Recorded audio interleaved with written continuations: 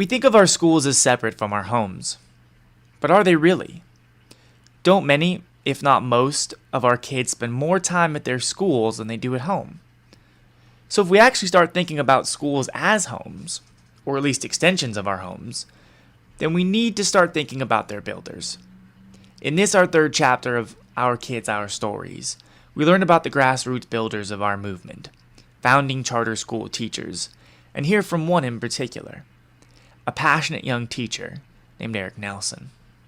My name's Erik Nelson. I'm a teacher at Camino Nuevo High School Miramar campus. Our school just opened 2 years ago.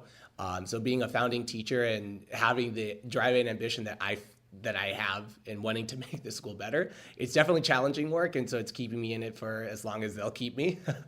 How do you even begin to think about building a school? After all, it's not just about physical structures and space, but shaping learning environments. What are the most important elements to focus on? So when we wrote the charter for our school, the focus was put on giving students in this neighborhood that are typically in underperforming schools, giving them access to higher quality science and math classes to get them ready for college and a lot of the careers that would go into like computer science and engineering, a lot of the high paying, high demand jobs that you can get out of college. Many of our listeners have started a business, produced a big event, or even manage a big family. So they know the pressures of building something from nothing or being responsible for multiple lives. But add on top of that, the future dreams of children, and we may glimpse Erik's life. A lot of my kids have big ambitions. They want to go on to college and be the first in their families to go to college, or maybe even the first to graduate from high school. I have kids from all different nationality backgrounds from Central America and Mexico, and so they all come with their own unique cultural identities too, which I think plays a part into like where they want to be, what they want to accomplish for their families. And so when they're in school, I think one of the other things is to validate where they come from and validate their cultures and their identities, but also expose them to things that they don't normally see. The ambitions of not just one student, but also an entire family, potentially an entire generation, may rest on the shoulders of that student's education and their ability to get ahead. No pressure, right? So with such a cultural mix, and with pressures abounding, what kind of environment can you create for success?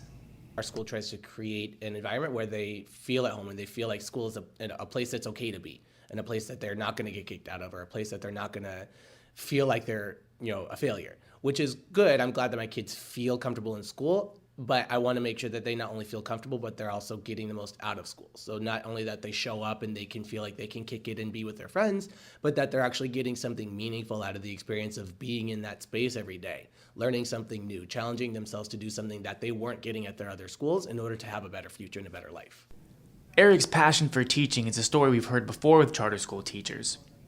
He has to be passionate, because only the passionate and strong can lift students to new heights. I want to stay in the game and actually make a difference for the kids. Yet if the burden of the teaching itself wasn't weight enough, there was the politics.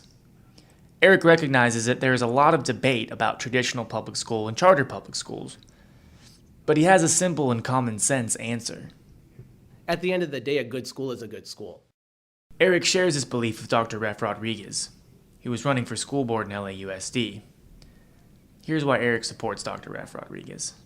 Ref only wants good schools, and he wants what is going to work best for our kids. So I support his message for saying that all kids deserve a quality education. It doesn't matter what the label on the school is, charter, traditional, private, whatever. Our kids need good schools, and if they're in our public schools, they deserve the absolute best. Good schools are good schools. While too many people focus on the labels, Ref and Erik know it's all about the kids, and it always should be.